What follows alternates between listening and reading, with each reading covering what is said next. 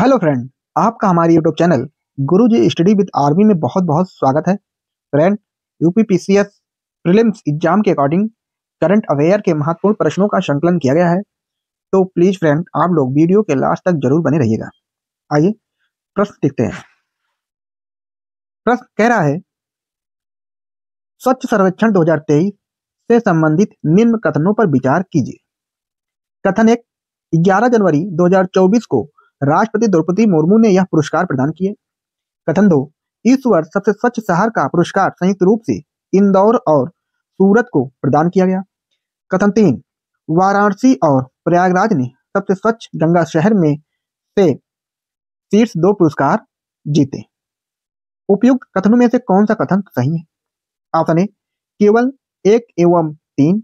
Option B, केवल 2 एवं 3। Option C, केवल 1 एवं 2। ऑप्शन डी, उपयुक्त सभी। इसका आंसर सही होगा फ्रेंड, ऑप्शन डी, उपयुक्त सभी। स्वच्छ सर्वेक्षण 2023 पुरस्कार प्रदान किया गया। कब प्रदान किया गया? 11 जनवरी 2024 को। किसके द्वारा? राष्ट्रपति द्रौपदी मुर्मू। कहाँ? आवासन और शहरी कार्य मंत्रालय, भारत सरकार द्वारा भारत मंडपम, नई दिल्ली में आयोजित एक समारोह में। 1 लाख से अधिक जनसंख्या की श्रेणी में शीर्ष 5 की रैंकिंग। प्रथम रैंक इंदौर को, सेकेंड रैंक सूरत को मिला है, थर्ड रैंक नवी मुंबई को मिला है, फोर्थ रैंक विशाखापत्तनम आंध्र प्रदेश को मिला है, फिफ्थ रैंक भोपाल मध्य प्रदेश को मिला है। आपको ध्यान देना है। शीर्ष राज्य, 3 राज्य कौन कौन से हैं? राज्य को देख लेते हैं। प्रथम जो फर्स्ट राज्य मिला है पुरस्कार, महाराष्ट्र को मिला है। सेकेंड राज्य मध्य प्रदेश को मिला है। थर्ड राज्य छत्तीसगढ़ को मिला है। आपको ध्यान देना है। 27 राज्यों की सूची में उत्तर प्रदेश का 9वां स्थान है, जबकि बिहार 15वें स्थान पर है। सबसे स्वच्छ गंगा शहर में शीर्ष 3 पुरस्कार विजेता कौन कौन से हैं? प्रथम यानी फर्स्ट मिला है वाराणसी को, सेकंड स्थान मिला है प्रयागराज, थर्ड स्थान मिला है बिजनौर। 1 लाख से अधिक जनसंख्या की श्रेणी में शीर्ष 20 शहरों में उत्तर प्रदेश का केवल एक ही शहर नोएडा को 14वां स्थान प्राप्त हुआ है। इसी श्रेणी में गाजियाबाद को 38वां स्थान, अलीगढ़ को 40वां स्थान, वाराणसी को 41वां स्थान, लखनऊ को 44वां स्थान, फिरोजाबाद को 52वां स्थान और प्रयागराज को 71वां स्थान प्राप्त हुआ है। चंडीगढ़ को सर्वश्रेष्ठ सफाई मित्र सुरक्षित शहर घोषित किया गया है। आपको ध्यान देना है, बहुत ही इंपॉर्टेंट प्रश्न है। प्रधानमंत्री नरेंद्र मोदी द्वारा वर्ष 2014 में स्वच्छ भारत मिशन लॉन्च किया गया था। 2 अक्टूबर 2014 को स्वच्छ भारत मिशन की शुरुआत किया गया है। प्रश्न पूछा जाता है, आपको ध्यान देना है। नेक्स्ट क्वेश्चन, निम्न कथनों पर विचार कीजिए। कथन 1, 15 दिसंबर 2023 को भाजपा नेता भजन लाल शर्मा ने राजस्थान के नए मुख्यमंत्री के रूप में शपथ ग्रहण किया। कथन 2, राज्यपाल बनवारी लाल पुरोहित ने उन्हें पद एवं गोपनीयता की शपथ दिलाई। उपयुक्त कथनों में से कौन सा कथन सही है? ऑप्शन ए, केवल 1। ऑप्शन बी, केवल 2। ऑप्शन सी, 1 एवं 2। ऑप्शन डी, इनमें से कोई नहीं। इसका आंसर सही होगा, राइट होगा ऑप्शन ए, केवल 1 सही है और 2 गलत है। भजन लाल शर्मा राजस्थान के नए मुख्यमंत्री बने हैं। 15 दिसंबर 2023 को राजस्थान के नए मुख्यमंत्री के रूप में शपथ ग्रहण किया। कौन ग्रहण किया? भजन लाल शर्मा ने। राज्यपाल कलराज मिश्र ने उन्हें पद एवं गोपनीयता की शपथ दिलाई। वह राज्य के सांगानेर विधानसभा क्षेत्र से विधायक हैं। भजन लाल शर्मा सांगानेर विधानसभा क्षेत्र से विधायक बने हैं, ये भी आपको ध्यान देना है। इस पद पर इन्होंने कांग्रेस के अशोक गहलोत का स्थान लिया है। इसके साथ ही भाजपा नेता प्रेमचंद बैरवा और दिया कुमारी ने राज्य के उप मुख्यमंत्री के रूप में शपथ ग्रहण किया। राजस्थान के उप मुख्यमंत्री बने हैं प्रेमचंद बैरवा और दिया कुमारी। आपको ध्यान देना है। 3 दिसंबर 2023 को भारत निर्वाचन आयोग द्वारा 200 सदस्यीय विधानसभा सीटों में से 199 सीटों पर हुए मतदान में भारतीय जनता पार्टी को सर्वाधिक 115 सीटें प्राप्त हुई हैं। आपको ध्यान देना है। नेक्स्ट क्वेश्चन, निम्न कथनों पर विचार कीजिए। कथन 1, 13 दिसंबर 2023 को भारतीय जनता पार्टी के नेता विष्णुदेव साय ने छत्तीसगढ़ के नए मुख्यमंत्री के रूप में शपथ ग्रहण किया। कथन 2, राज्यपाल विश्वभूषण हरचंदन ने उन्हें पद एवं गोपनीयता की शपथ दिलाई। उपयुक्त कथनों में से कौन सा कथन सही है?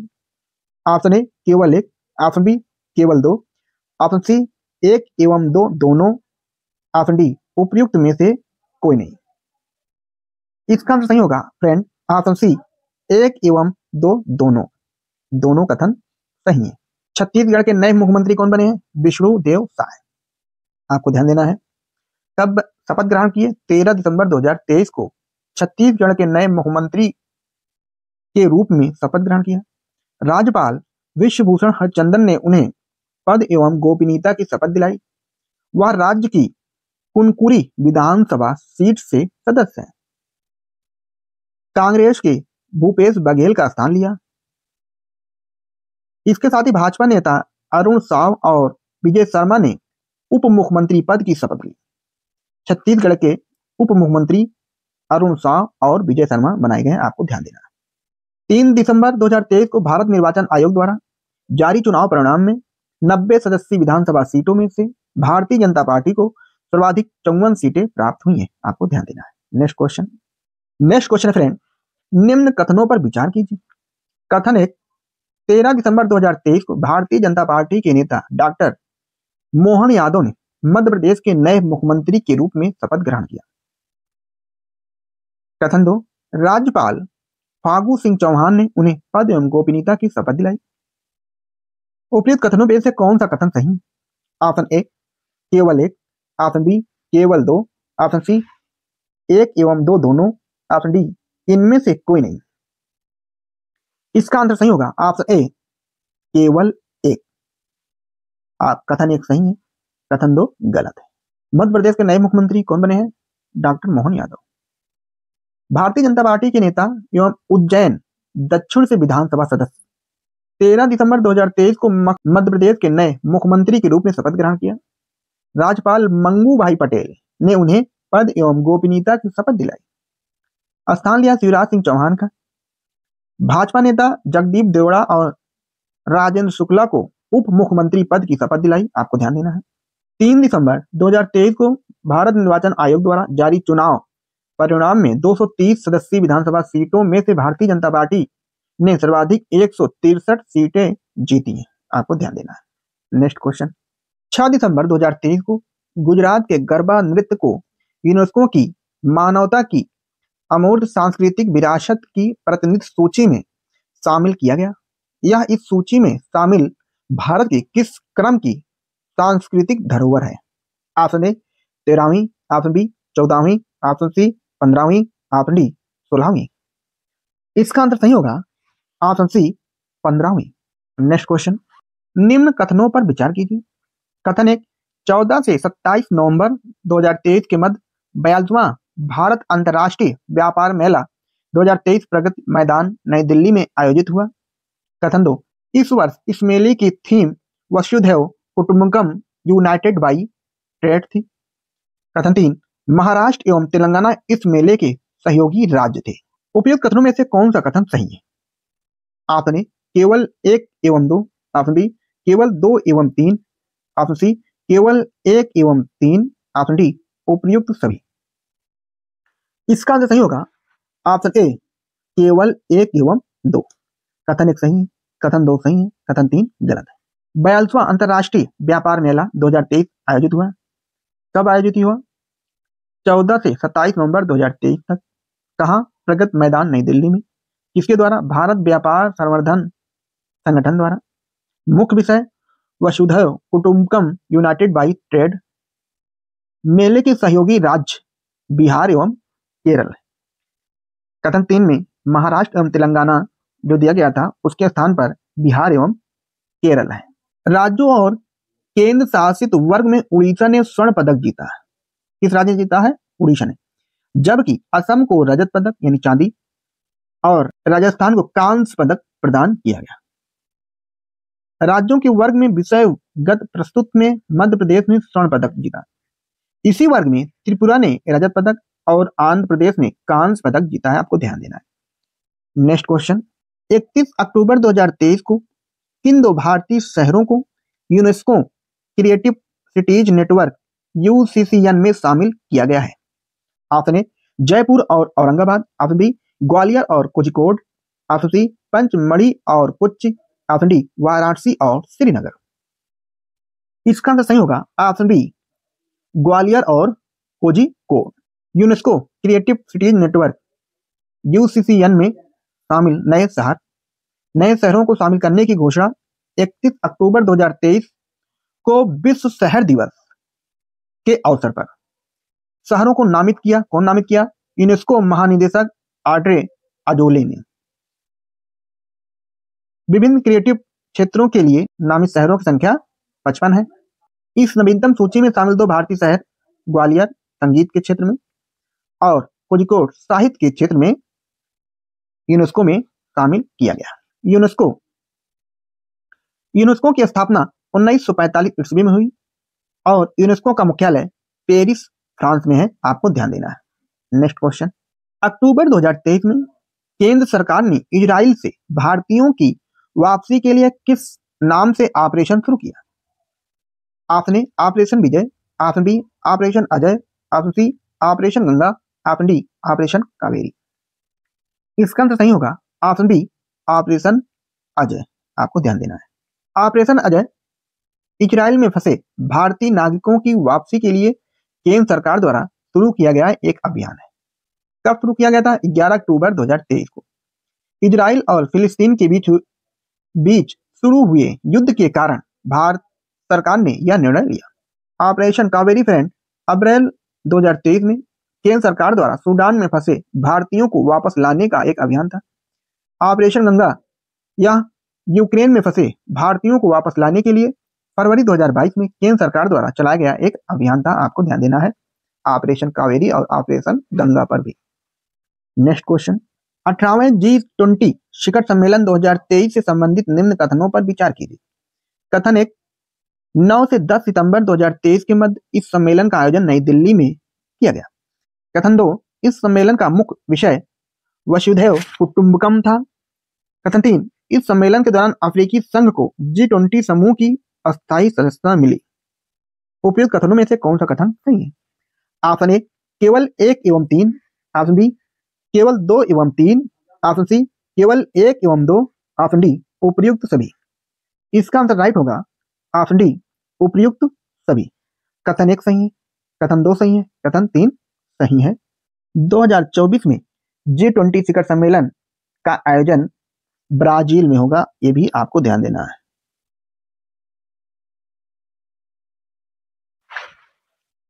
नेक्स्ट क्वेश्चन, मेरा गांव मेरी धरोहर परियोजना के संबंध में विकल्प में कौन सा तत्व सही नहीं है? ऑप्शन ए 27 जुलाई 2023 को मेरा गांव मेरी धरोहर परियोजना का शुभारंभ केंद्रीय मंत्री अमित शाह ने किया। यह परियोजना आजादी का अमृत महोत्सव के हिस्से के रूप में राष्ट्रीय सांस्कृतिक मानचित्रण मिशन के अंतर्गत शुरू की गई है।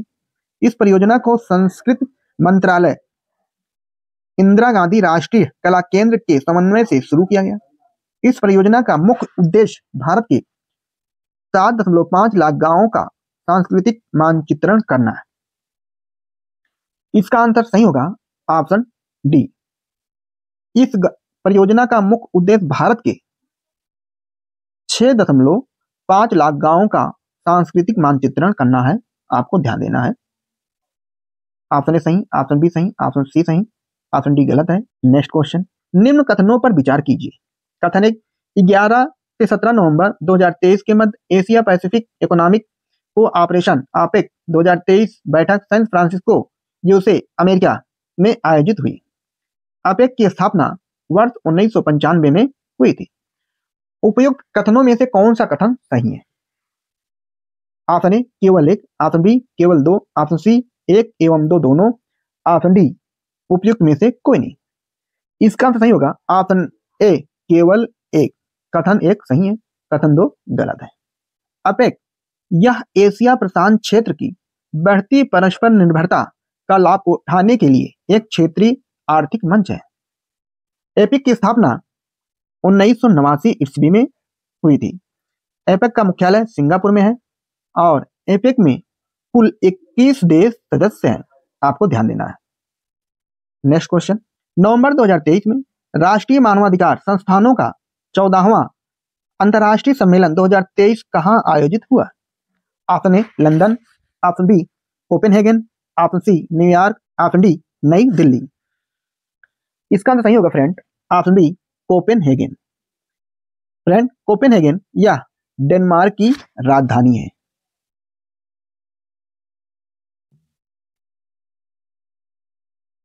फ्रेंड, राष्ट्रीय मानवाधिकार संस्थानों का 14वां अंतर्राष्ट्रीय सम्मेलन 2023 आयोजित कब आयोजन किया गया?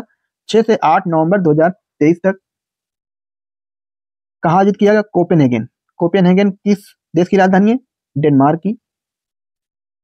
इस सम्मेलन में राष्ट्रीय मानवाधिकार आयोग के अध्यक्ष न्यायमूर्ति अरुण मिश्रा ने भाग लिया।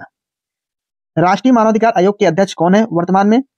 न्यायमूर्ति अरुण मिश्रा है, आपको ध्यान देना है। और फ्रेंड, राष्ट्रीय मानवाधिकार आयोग का गठन अधिनियम 1993 के तहत 12 अक्टूबर 1993 को हुई थी, ये भी आपको ध्यान देना है। नेक्स्ट क्वेश्चन, हाल ही में जारी वैश्विक भुखमरी सूचकांक 2023 से संबंधित निम्न कथनों पर विचार कीजिए। कथन एक, इस सूचकांक में 125 देशों को रैंक प्रदान किया गया है। इसमें भारत को 111वां स्थान प्राप्त हुआ है। ऑप्शन ए केवल 1, ऑप्शन बी केवल 2, ऑप्शन सी 1 एवं 2 दोनों, ऑप्शन डी उपयुक्त में से कोई नहीं। इसका आंसर सही होगा ऑप्शन सी 1 एवं 2 दोनों सही है। कथन 1 सही है, कथन 2 सही है। फ्रेंड, भारत का स्थान 125 देशों में 111वां स्थान मिला है।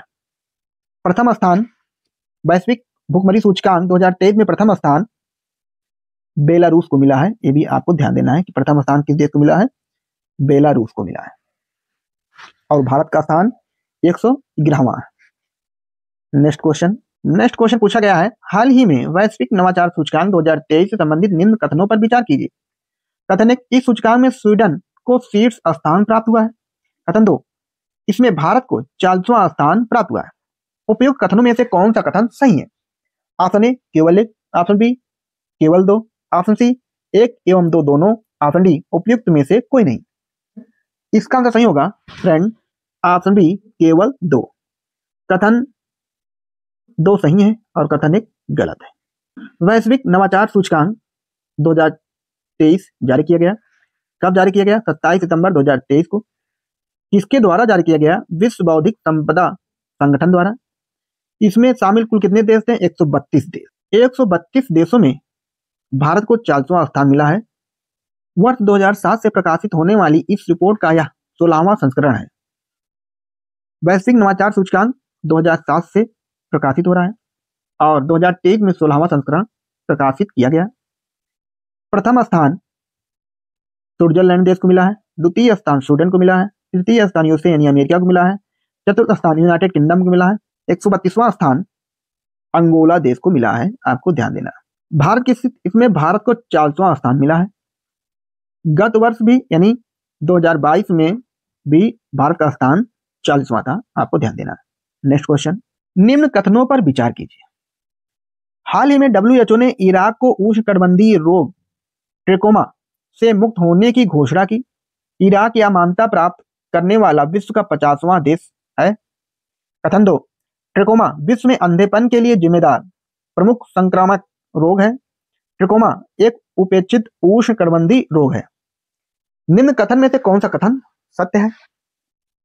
ऑप्शन ए केवल 1, ऑप्शन बी केवल 2, ऑप्शन सी 1 तथा 2 दोनों, ऑप्शन डी इनमें से कोई नहीं। इसका आंसर राइट होगा फ्रेंड, ऑप्शन सी 1 तथा 2 दोनों। कथन 1 सही है, कथन 2 सही है। फ्रेंड, WHO का मुख्यालय जिनेवा में है। जिनेवा स्विट्जरलैंड देश का शहर है। और फ्रेंड, WHO की स्थापना 7 अप्रैल 1948 ईस्वी में हुई थी, आपको ध्यान देना है। WHO का मुख्यालय कहाँ है? जिनेवा में। और WHO की स्थापना 7 अप्रैल 1948 ईस्वी में हुई थी। इसलिए प्रत्येक वर्ष 7 अप्रैल को विश्व स्वास्थ्य दिवस मनाया जाता है, आपको ध्यान देना है।